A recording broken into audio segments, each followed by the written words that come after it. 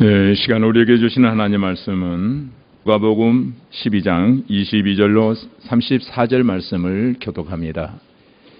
이 시간 교독하는 말씀을 통해서 하나님의 세미하신 음성이 오늘 예배하는 여러분 모두의 귀전에 들려지기를 주님의 이름으로 축원합니다.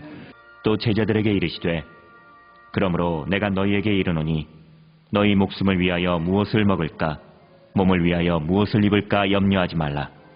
목숨이 음식보다 중하고 몸이 의복보다 중하니라. 까마귀를 생각하라. 심지도 아니하고 거두지도 아니하며 골방도 없고 창고도 없으되 하나님이 기르시다니 너희는 새보다 얼마나 더 귀하냐. 또 너희 중에 누가 염려함으로 그 키를 한 자라도 더할 수 있느냐. 그런즉 가장 작은 일도 하지 못하면서 어찌 다른 일들을 염려하느냐. 백합화를 생각하여 보라. 실도 만들지 않고 짜지도 아니하느니라. 그러나 내가 너희에게 말하노니 솔로몬의 모든 영광으로도 입은 것이 이 꽃 하나만큼 훌륭하지 못하였느니라.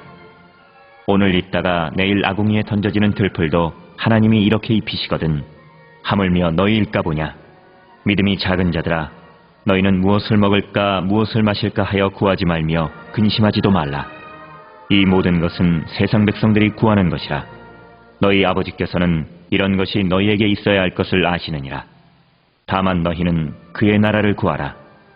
그리하면 이런 것들을 너희에게 더하시리라.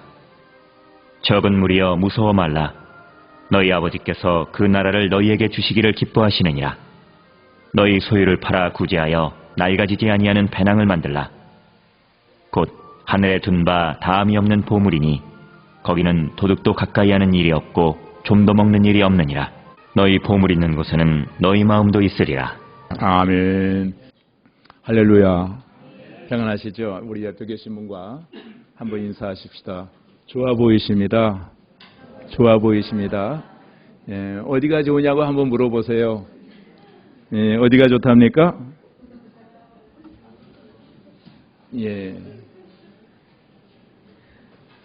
살찐 게 좋아 보인다고요? 포동포동하게. 옛날 이야기 하나 해드리겠습니다. 여러분 아마 잘 아시는 이야기일 겁니다. 어느 어머니에게 두 아들이 있었습니다. 큰 아들의 직업은 우산장사이고 작은 아들의 직업은 집신장사였습니다. 근데 이 어머니는 잘 아시는 얘기죠.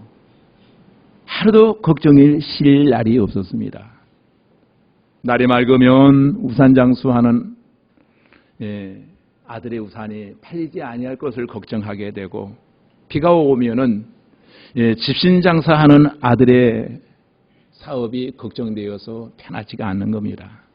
매일 걱정 근심 속에 찌들어 있는 이 어머니를 보다 못한 이웃 사람이 그 어머니에게 항상 기뻐할 수 있는 비결을 가르쳐 주었답니다.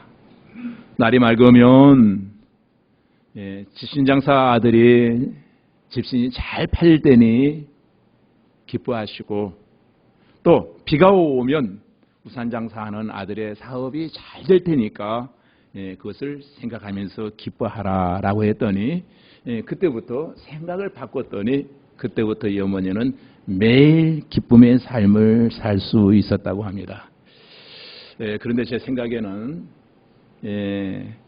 집신장사에게는 좀 서운한 이야기지만은 집신이 좀 안 팔리는 한이더라도 비가 좀 며칠 좀 계속 왔으면 하는 것이 제 간절한 바람입니다. 우스갯소리 같지만 이 말을 한번 잘 음미해 보시기 바랍니다. 감사할 수 있는 조건이 있음에도 불구하고 감사하지 못하고 도리어 쓸데없는 근심과 걱정에 사로잡혀 살아가는 사람들이 종종 있습니다.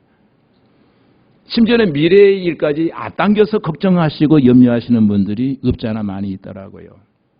그런데 여러분, 걱정하면 무엇이 없어질까요? 걱정하면 무엇이 없어질까요? 기쁨이 없어져요. 걱정하는 그 순간부터 감사가 상실되어 버리고 말아요. 또한 대신 그 마음속에서 걱정하는 순간부터 걱정이 우리에게 끌어오는 것이 있습니다. 불평과 불만이 내 입술에서 쉼없이 나오기 시작한다는 거예요. 여러분, 지난 한 주일 동안 어떤 삶을 살다가 이 자리에 나오셨던지 간에 이 시간 모든 염려를 하나님께 맡기실 수 있는 그런 시간이 되어지기를 원합니다. 염려를 맡겨라. 이것은 우리를 향하신 예수님의 소원이에요. 자, 육신적인 세계와 영적인 세계 사이에는 항상 텐션이 있습니다. 원하지 아니하는 긴장감이 항상 있어요. 이삭이라고 하는 믿음의 대가를 아버지로 둔 에서는 당장의 배고픔을 이기지 못한 연고로 여러분 팥죽 한 그릇 때문에 장자의 명분을 동생에게 팔아버립니다. 그리고 나중에는 눈물을 흘리며 통곡해도 돌이킬 수 없는 영원히 후회할 수밖에 없는 선택을 하고 말았습니다. 저와 여러분이 오늘 읽은 누가복음 12장부터 16장까지의 여러 가지 비유와 이야기가 등장하는데 특징이 하나 있어요. 대부분 다 돈에 대한 이야기들이에요. 돈. 예수님 당시나 지금이나 돈을 무시할 수 없는 건 사실이잖아요. 그죠? 살아가는데 아주 필요한 것입니다. 대부분의 문제는 돈 때문에 생겨납니다. 근데 예수님 당시에도 많은 사람들이 염려를 하는 거예요. 염려의 결론은 돈이었어요, 사실은. 그래서 예수님이 제자들에게 당부하십니다. 염려하지 말라. 근심하지 말라. 두려워하지 말라. 무서워하지 말라. 어떻게 하면은 이런 삶을 살 수 있을까요? 답을 주셨어요. 하나님의 나라를 구하라. 하나님의 나라를 구하면 된다는 거예요. 이 말씀을 여러분 잘 들으셔야지 여러분 이 설교에 대한 오해가 없어질 겁니다. 항상 육신적인 세계와 영적인 세계 사이에서 끊임없이 우리는 선택해야 하는 주님의 제자들에게 예수님께서 하나님이 어떤 분이시고 너희가 믿는 하나님이 어떤 분이시고 그리고 그분을 위해서 너희가 어떤 삶을 살아야 되는가 이것을 지금 말씀해 주고 있습니다. 오늘 읽은 본문에 보면은 이 염려라고 하는 단어가 3번 등장합니다. 내가 너희에게 이르노니 너희 목숨을 위하여 무엇을 먹을까 몸을 위하여 무엇을 입을까 염려하지 말라. 그런데 중요한 것은 의식주라고 하는 문제는 우리 살아가는 데 있어서 절대적으로 필요한 요소들입니다. 음식은 우리의 생명을 유지하기 위해서 필요한 것이고 옷은 우리의 몸을 보호하기 위해서 필요한 것 아닙니까? 그러다 보니 사람들은 어때요? 성인군자라 할지라도 먹고 입는 것에 미련을 두기 마련이고 그것 때문에 걱정도 한다는 거예요. 그런데 예수님은 그러한 세상의 풍속과 가치관을 잘 알고 있음에도 불구하고 염려하지 말라라고 말합니다. 그런데 이 예수님의 말씀처럼 사실 우리가 세상 속에서 염려하지 아니하고 살아가는 사람이 얼마나 있을까요? 여러분이 설교를 듣다 보니 염려가 더 많아지시는 것 같은데 옆에 계신 분에게 인사합시다. 그래도 염려하지 마세요. 염려하지 마세요. 특히 예수님 당시에 이 팔레스틴 지역은 경제적으로 말할 수 없는 쪼달리는 환경이었습니다. 소위 말하면 경제가 아주 안 좋았어요. 하루하루 먹고 사는 문제는 오늘날 우리가 생각하는 것 이상의 그야말로 그들에게 있어서는 생존의 문제였습니다. 물론 먹는 것이나 입는 것이 중요한 문제이기에 이것을 해결하기 위해서 땀을 흘리고 수고하는 것은 아주 당연한 일입니다. 그렇다면 여기에서 예수님이 말씀하시고자 하는 의도가 뭐예요? 먹는 것, 입는 것, 예수 믿는 사람에게는 중요하지 않아. 이 말씀을 하고 있는 것은 아니에요. 또한 예수님을 믿기만 하면은 아무 일을 하지 않아도 저절로 내가 너희 삶을 보장해 줄 거야. 이것도 아니에요. 아니야, 지금부터 너희는 기도원에 가서 기도만 하면은 내가 너희의 모든 필요를 다 충만히 채워줄 거야. 이 말씀도 아니에요. 자, 말씀의 핵심은 어디에 우선순위를 두고 있는가? 무엇을 내 삶의 가장 큰 가치 기준으로 삼고 있는가의 문제예요. 우리 인간들은 영적인 존재임에도 불구하고 여러분 영적인 일에는 별로 관심을 가지려고 하지 않습니다. 마태복음 24장에 보면 예수님이 말씀하십니다. 홍수전에 노아의 방주에 들어가던 날까지 사람들이 먹고 마시고 장가가고 시집가고 있으면서 홍수가 나서 저희를 멸하기까지 깨닫지 못하였더라. 시기를 알지 못했다는 거예요. 그 말씀은 노아 시대 사람들만 그렇다라고 하는 것이 아니라 어느 시대나 이와 같은 현상은 일어나고 그와 같은 사람들은 있다는 거예요. 영생을 위해서는 아무런 준비를 하지 않는다는 거예요. 오늘의 문제, 먹고 사는 문제, 의식주 문제에는 관심을 많이 갖지만은 영혼을 위해서는 사람들이 관심을 기울이지 않는다는 거예요. 그 결국은 심판이 있을 수밖에 없다는 거예요. 부자는 부자대로, 가난한 사람은 가난한 사람대로 살아보려고 애를 쓰게 되는데 뜻대로 안 되면은 염려가 생기고 마음이 불안해집니다. 다가오는 미래가 그냥 무서워져요. 얼마나 많은 사람들이 예나 지금이나 이와 같은 함정에 빠져서 헤어나지 못하고 있는지 모릅니다. 염려하지 말라.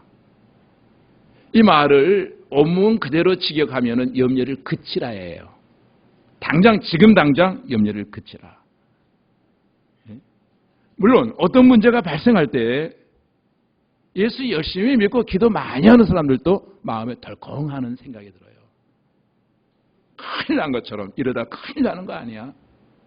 염려는 사람의 마음을 나누어 버립니다. 마음을 갈기갈기 나누어 버린다는 거예요. 무엇을 의지해야 할지 모르니 마음이 갈기갈기 찢겨져 나뉠 수밖에 없다는 거예요. 그런데 이 마음이 나뉘는 사람들, 염려하는 사람들을 가리켜 예수님은 믿음이 적은 자들아. 믿음의 사이즈가 있더라는 거예요. 믿음이 적은 사람이 있고 큰 사람이 있다는 거예요. 믿음이 큰 사람은 내게 주어진 환경을 지배하며 다스립니다. 믿음으로 이겨냅니다. 근데 믿음이 적은 사람은 환경에 의하여 그 믿음이 지배를 당해버린다는 거예요. 환경에 의해서 내 삶이 자꾸 끌려다닌다는 거예요. 믿음 주도적인 삶이 아니라 환경 주도의 삶에 대해서 환경에 종속되어 버리고 만다는 거예요. 자, 의식주 문제를 초월하라고 가르치는 예수님은 자연에서 흔히 볼 수 있는 예를 드시면서 하나님을 의지하라고 말씀하십니다. 24절에 보면은 생각하라. 또 27절에 보면은 생각하여 보라. 이 말로 생각이라고 하는 주제로 좀 생각 좀 하고 살아라. 예수 믿는다면은 내가 이성을 가진 인간이라면은 생각 좀 하고 살아라. 생각 없이 예수 믿지 말고, 생각 없이 예수님을 쫓아다니지 말고, 생각 없이 세상 살지 말고 생각 좀 하고 살아라. 이 말씀은 무엇을 지금 전제로 하고 있습니까?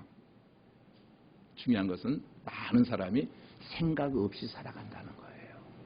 생각이 없다는 거예요. 그저 사니까 삽니다. 다람쥐 쳇바퀴 도는 듯 삽니다. 무엇이 의미 있는 인생인가? 무엇이 가치 있는 인생인가? 생각해 보라는 거예요. 주님 앞에 서면 이 땅에서 어떤 삶을 살았는지를 놓고 저와 여러분은 마지막 날 다 평가를 받아야만 할 것입니다. 먼저 먹는 걱정을 하는 사람들에게 주님이 까마귀를 지금 예화로 들어 사용하고 있습니다. 까마귀는 자기 생존을 위하여 심지도 거두지도 모아들이지도 않는다는 거예요. 이 까마귀는 어떤 존재인가 하면은 레위기서에 보면은 부정한 짐승으로 역임을 받는 짐승이 바로 까마귀예요. 규정되어 있습니다. 그러나 부정한 짐승이라 일컬어지는 까마귀도 굶어 죽지 않는다는 거예요. 이유는 하나님이 다스리시고 통치하시기 때문에. 부정하고 보잘것없는 피조물조차 예수님이 하나님이 돌보시는데 하물며 당신을 따르는 당신의 자녀들을 내버려 두실 리가 없다는 거예요. 그러면서 그 키를 한 자나 더할 수 있느냐? 여기서 키는 단순히 우리의 사이즈를 말하는 것이 아니라 조회수, 생명을 지금 말하고 있는 거예요. 네가 염려한다고 해서 생명을 연장시킬 수 있느냐? 아니다. 염려는 아무런 유익을 내게 주지 못한다. 그리고 두 번째, 옷 문제를 주님께서 다루십니다. 여러분 옷 걱정하지 마십시다. 옷을 걱정하는 사람들에게 들의 백합화를 좀 보아라. 백합화는 씨를 만들거나 짜지 않는다는 거예요. 그러나 솔로몬의 어떤 영광스러운 모습보다도 더 아름답게 입히시는 백합꽃에 비길 바가 못 된다는 거예요. 또한 오늘 있다가 내일 사라지는 들불도, 아궁이에 들어가는 들불도 하나님께서 입히시는데 하물며 들불들보다 훨씬 더 귀한 너희들을 하나님이 입히시지 않겠느냐. 이 말은 피조물들의 필요를 다 공급하시는 하나님께서 당신의 형상을 닮은 사람들의 그 필요를 하나님께서 주관해 주시지 않겠느냐. 여기에 초점을 맞추라는 거예요. 주기도문에 보면은 이런 말씀이 있죠. 오늘날 우리에게 일용할 양식을 주옵시고 한 것은 자신의 힘으로 이런 것들을 확보하려고 하는 노력을 하지 말라는 거예요. 일하지 말라는 말이 아니에요. 삶의 우선순위를 하나님께 두면 하나님이 책임져 주시겠다는 거예요. 그러면서 말씀하십니다. 이 모든 것들은 세상 사람들이 구하는 것이요. 우리의 하늘 아버지께서는 이것들이 우리에게 필요한 것들을 아신다는 거예요. 여기에 나오는 세상 사람들은 하나님을 제대로 알지 못하는 불신 사람을 말하고 있습니다. 하나님이 누구신지 모르니까 하나님과의 관계가 밀접함이 이루어지지 않았기 때문에 그들은 결국 하나님께 구하지 않는다는 거예요. 필요가 있지만. 그러다 보니 필요가 있으면 자기의 힘으로 자기의 의지로 원하는 욕구를 충족시키기 위해서 몸부림치며 결국 그 몸부림의 결과 원하는 것이 충족되어지지 아니할 때 그 사람들은 염려할 수밖에 없다는 거예요. 믿는 자들은 하나님께서 이미 우리의 필요를 아시고 까마귀를 먹이시고 백합화를 입히시는 하나님의 도우시는 손길이 있음을 믿음의 눈으로 바라보라는 그런 메시지예요. 세상 사람들은 영안이 어두워서 보지 못하지만 예수 믿는 사람들은 영안이 열려서 하나님의 일하심을 보라는 겁니다. 그래서 하나님을 의지하고 그분께 맡기라는 거예요. 오늘 이 시간 이 예배가 하나님을 의지하고 여러분의 염려를 하나님께 맡기실 수 있기를 주님의 이름으로 축원합니다. 그런데 하나님께 정말 제대로 맡기려고 하면은 내가 누구인가를 바로 알아야 돼요. 그리고 내가 섬기는 하나님이 누구인가를 바로 알아야 된다는 거예요. 그분이 나를 위해서 무엇을 하셨는가?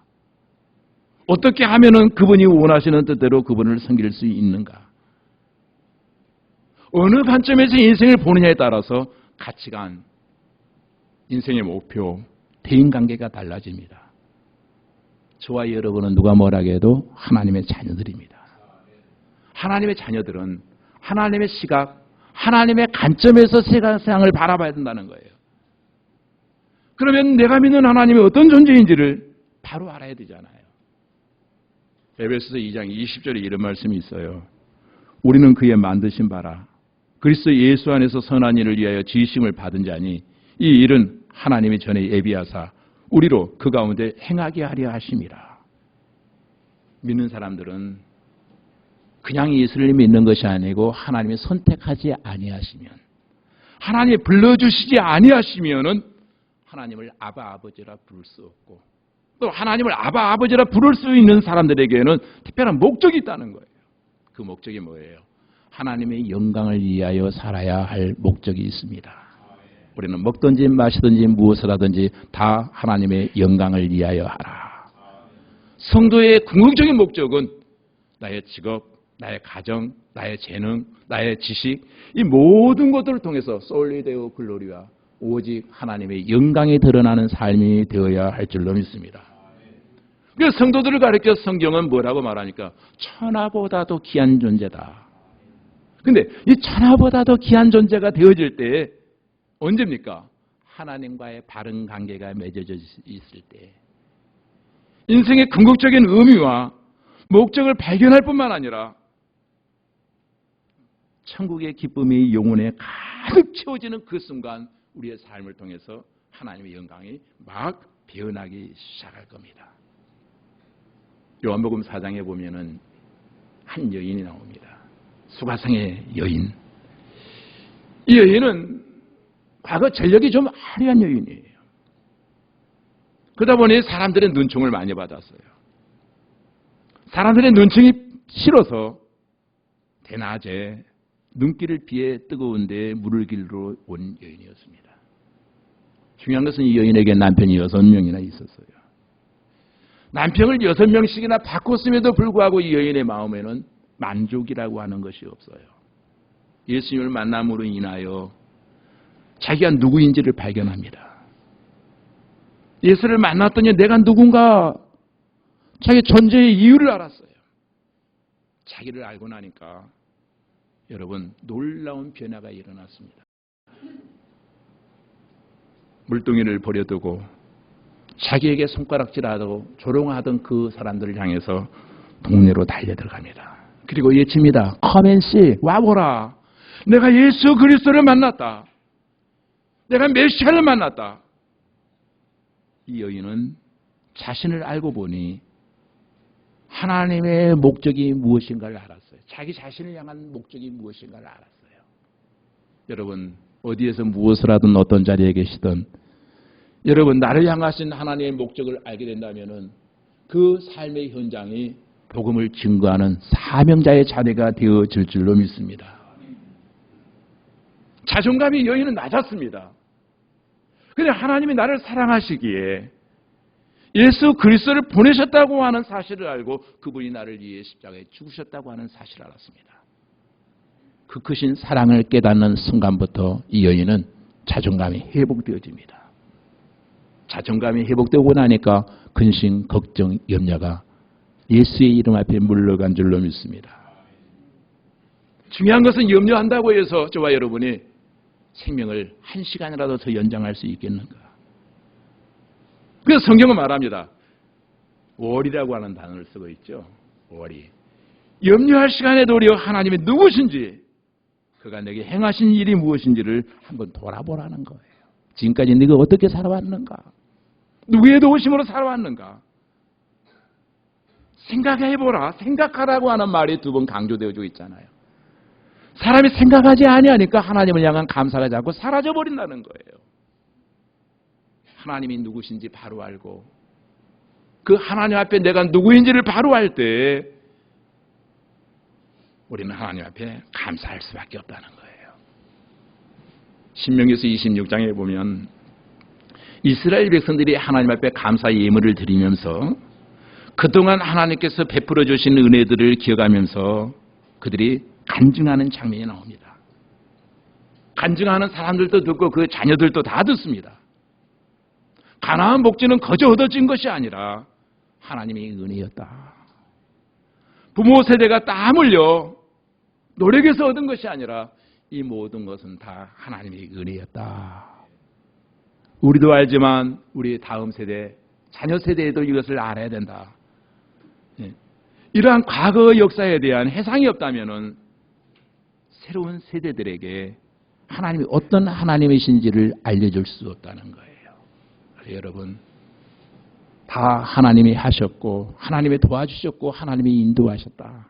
이런 간증과 고백이 감사가 여러분 마음속에 늘 생각되어지고 이것들이 자녀들 앞에 늘 고백되어져야 된다는 거예요. 오늘의 풍요한 삶을 허락하신 그 하나님, 그 은혜를 잊지 아니하고 은혜에 보답하는 삶을 살고자 몸부림친다면은 우리의 미래 또한 더 풍성하고 감사가 넘치고 행복한 삶이 되어질 줄로 믿습니다.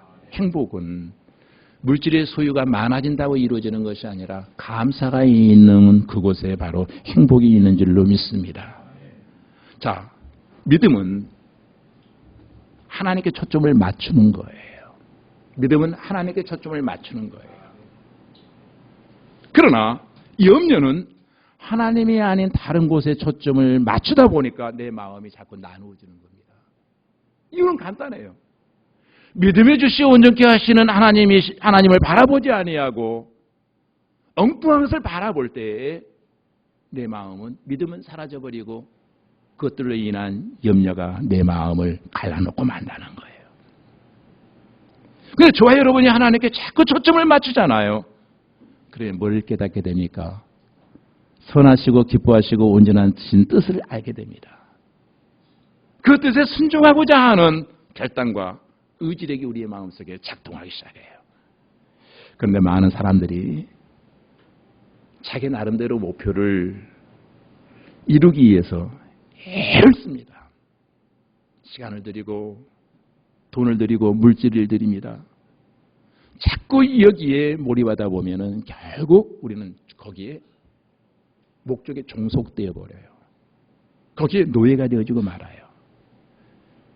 거기에 종속되어지다 보면은 거기에 자꾸 몰입하고 종속되어지다 보면은 어떤 일이 일어나니까 이미 하나님이 우리에게 허락하신 감사를 보지 못해요. 아직 이루어지지 아니한 곳에 자꾸 초점을 맞추다 보면은 염려와 불평이 내 마음속에 독소처럼 터져나오기 시작합니다. 하나님 감사합니다가 우리의 입술에 고백해야 될 텐데 내 목표 지향, 성취 주도적 삶을 자꾸 이만큼 올라가야 돼, 이만큼 이루어야 돼라고 하는 목적을 자꾸 갖다 보면은 이루지 못함에 대한 염려와 걱정이 불평, 불만으로 터져나오기 시작한다는 겁니다. 그런데 그 사람들을 가리켜 성경은 믿음이 적은 자들이다라고 말합니다. 풍랑으로 인하여 예수님의 제자들이 고통을 당하고 있을 때 예수님이 이 믿음이 적은 자들아 라고 책망을 하셨습니다. 믿고 신뢰한다고 하는 말은 그분을 존중한다는 뜻이 있거든요. 믿지 못한다면은 그분을 전적으로 신뢰할 수 없고 존중할 수 없어요. 성경은 말합니다. 믿음은 바라는 것들의 실상이요 보지 못하는 것들의 증거니 히브리서 11장 1절에 그렇게 말합니다. 너는 나를 본고로 믿느냐? 보지 못하고 믿는 자들은 복되도다. 믿음으로 의지하는 자들은 하나님께서 기뻐하시고 상급을 허락하신다고 히브리서 11장 6절에 강조합니다. 이제 더 적극적으로 주님이 권면하십니다. 이 말씀의 결론이에요. 너희는 먼저 그의 나라와 그의 의를 구하라. 자꾸 의식주만을 구하다 보니까 정말로 구해야 될 본질을 너희가 보지 못하고 있는 것 아니냐. 하나님의 통치가 다스림이 내 삶 속에 이루어진다면 하나님의 나라를 바실레이아라고 말합니다. 바실레이아는 소유의 개념이 아니고 어떤 상태의 개념이에요. 말은 무슨 말인가 하면은 하나님의 다스림과 통치가 이루어지는 곳, 그것이 바로 하나님의 나라라는 거예요. 내가 직장에 있든지 사업장에 있든지 가정에 있든지 하나님 통치가 이루어지면은 내 가정은 가정천국이 되어지고 직장에서 천국이 이루어지면은 직장 천국이 이루어진다는 거예요. 하나님의 나라를 구하라는 거예요. 하나님의 나라를 구하라. 물질 의식주만을 자꾸 구하는 그런 삶이 아니라 하나님의 나라를 먼저 구하라. 우선순위의 문제를 바로 하라는 거예요. 그런데 이 말씀은 과거 명령형으로 되어 있습니다. 지금 당장 하나님의 나라를 구하라는 거예요. 지금 당장 너희의 필요가 있을지라도 지금 모든 삶을 주관하시는 하나님을 당장 믿고 의지하라라고 하는 의미가 여기에 명령되어지고 있습니다. 모든 일을 하는 데 있어서 하나님 보시기에 중요한 것이 무엇인가를 먼저 생각해 보아라. 의식주 필요하다. 그러나 하나님 나라를 먼저 구하지 아니하는 의식주는 너로 하여금 더 많은 염려를 하게 할 거야. 지금 당장 네 마음의 보좌에 주님을 왕으로 모셔야지. 물질이나 세상의 어떤 목적을 자꾸 네 마음의 보좌의 왕으로 모신다면은 그것은 바닷물을 마시는 소금물을 자꾸 마시는 것처럼 영적인 타는 목마름이 물질에 대한 타는 목마름이 네 생애를 주장하고 말 거야. 그럼 영원히 너는 걱정하게 되고 영원히 염려하고 영원히 근심할 거야. 생명의 근원이신 하나님께 초점을 맞추면 그의 나라와 그의 의를 구하면 하나님의 통치가 전면적으로 내 생애에 이루어진다면은 너는 없는 가운데서도 환경은 그대로일지라도 너는 자유로운 평안한 삶을 살 수 있다. 이 말씀을 지금 하고 있는 거예요. 그러니까 주님의 제자들은 의식주 문제를 걱정하는 사람들이 아니라 하나님 나라를 위해서 걱정해야 된다는 거예요. 이 걱정은 필요한 걱정인데 거룩한 걱정입니다. 심령이 가난한 자가 되어서 하나님을 전적으로 의지하고 하나님의 뜻대로 살지 못했음을 인하여서 가슴을 치고 애통해야 하는 이런 모습이 우리에게 있어야 된다는 거예요. 주님의 말씀에 골자는 그겁니다. 너희에게 중요한 것은 환경이 아니야. 주님이 인도하시고 공급하신다고 하는 확신의 문제지. 하나님과의 관계만 제대로 되어 있다면 너희 육신에 필요한 것들은 하나님이 때를 따라 해결해 주실 거야. 근데 마음에 근심이 많으면은 어떤 일이 일어날까요? 늘 염려가 많아요. 근심이 많아요. 걱정도 많아요. 그러다 보면은 몸에 병이 찾아와요. 근심이 없을 수는 없지만 수고하고 무거운 짐진 자들을 부르시는 주님 앞에 모든 것들을 다 맡길 수 있는 저와 여러분들이 되시기를 주님의 이름으로 소원합니다. 자, 결론적으로 그러면 우리가 하나님 나라를 바실레아의 통치를 구하는 삶을 살아갈 때 우리 주님이 주시는 약속이 뭐예요? 무엇을 먹을까 마실까 하며 자기 중심적으로 사는 삶은 결국 만족이 없다는 거예요. 가져도 만족이 없다는 거예요. 더 큰 욕심이 내 마음속에서 잉태되어져요. 그러나 하나님 나라의 포커스를 맞추기 시작할 때 환경과 소유에 상관없이 내 마음이 투자가 되어져 가고 인생의 궁극적인 목적인 행복이 내 마음속에 싹트기 시작한다는 거예요. 여러분, 하나님 나라와 하나님의 의를 구하는 삶은 한마디로 하나님 중심의 삶을 말하고 있습니다. 그러니까 영적인 문제만 해결되어지면 하나님과의 관계만 제대로 되면 육신의 문제는 하나님께서 슬슬 풀어주신다는 거예요. 해결해 주신다는 거예요. 입술로 주여 주여 하는 것만으로는 부족합니다.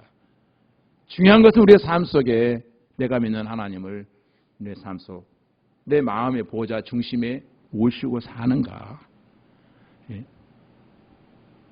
그러면 내일에 대한 염려를 끊임없이 우리는 버리는 작업을 해야 됩니다. 우리는 내일 일을 알지 못하는 들불 같은 인생임을 자각해야 돼요. 그러기에 더욱더 우리는 하나님을 의지하고 하나님의 보호와 인도하심을 기대하고 사모할 수밖에 없다는 거예요. 이런 것을 너희에게 더하시리라. 이런 것을 너희에게 더하시리라. 이 말씀의 결론이 뭡니까? 이 세상에 살아가는 데에 필요한 것들을 하나님께서 공급해 주시겠다는 거예요. 하나님이 공급해 주신다고 하는 믿음과 확신만 있다면은 우리는 염려로부터 자유로워질 수 있다는 거예요.